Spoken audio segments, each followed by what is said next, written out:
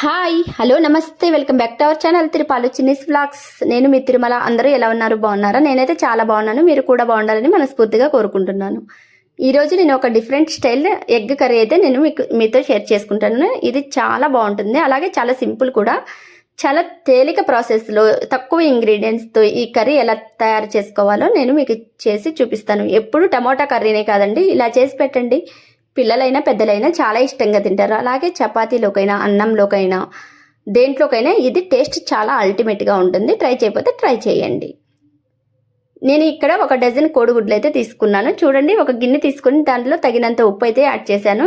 ఈ ఎగ్స్ మొత్తం ఈ నీళ్ళల్లో వేసేసుకొని మనమైతే వీటిని పొయ్యి మీద పెట్టేసుకుందాం. ఇవి ఉడికేలోపు మిగతా ప్రాసెస్ అయితే మనం చూసుకుందాం. చూడండి, ఈ విధంగా వేసుకున్న తర్వాత నేనైతే గ్యాస్ మీద అయితే వీటిని పెట్టేస్తున్నాను. గ్యాస్ మీద పెట్టుకొని మనమైతే మన ప్రాసెస్ అయితే చేసేసుకుందాం.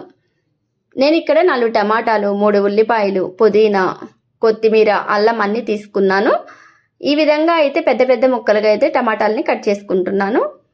ఇవి ఈ మిక్సీ జార్లో అయితే వేసేసుకుందాం. ఈ టమాటాలని మిక్సీ జార్లో వేసుకొని అలాగే పెద్ద పెద్ద ముక్కలుగా ఉల్లిపాయలను కూడా మనం కట్ చేసుకుందాం. ఇప్పుడు చూడండి, పెద్ద ముక్కలుగానే కట్ చేసుకోండి, ఎందుకంటే మనం పేస్ట్ చేసుకుంటాం కదా, పర్లేదు. అందుకని కొంచెం పెద్ద ముక్కలుగానే కట్ చేసుకుంటున్నాను నేను. ఈ విధంగా అయితే కట్ చేసుకొని ఈ మిక్సీ జార్లోకి అయితే వేసేసుకుందాం. ఇప్పుడు 3 పచ్చిమిర్చి, అల్లం 2 ముక్కలు, అలాగే పుదీనా,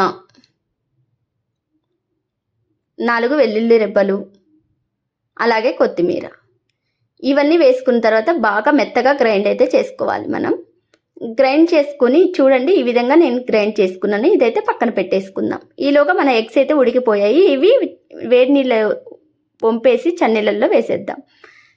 పొయ్యి మీద బాండిల్ పెట్టుకొని కడాయిలో తగినంత ఆయిల్ అయితే నేను యాడ్ చేశాను.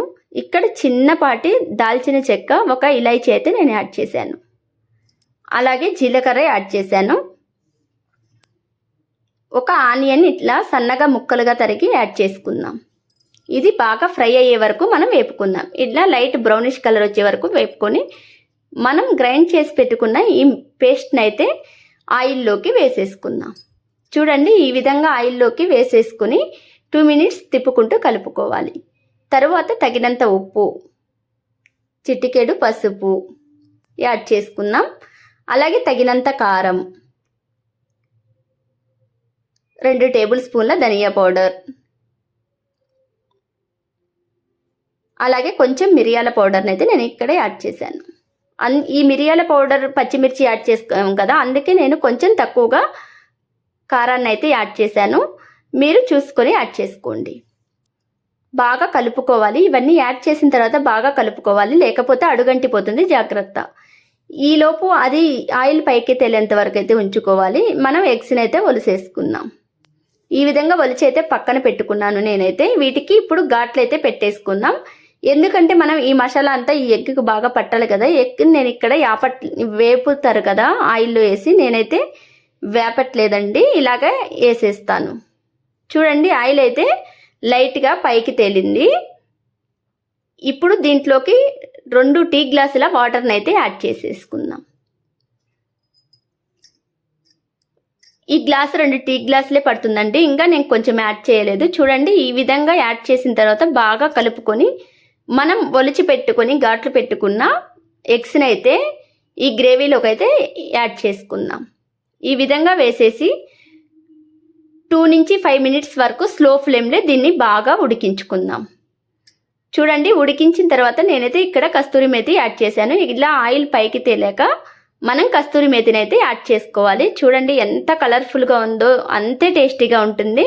మీరు ట్రై చేయాలనుకుంటున్నారా? ఇంకెందుకు ఆలస్యం, నా వీడియో చూసి ట్రై చేసి ఎలా వచ్చిందో కమెంట్ చేయండి. అలాగే నా ఛానల్ని సబ్స్క్రైబ్ చేసుకోండి. కూర అయితే అయిపోయింది. నేను ఇలా బౌల్లోకి అయితే సర్వ్ అయితే చేసుకుంటాను.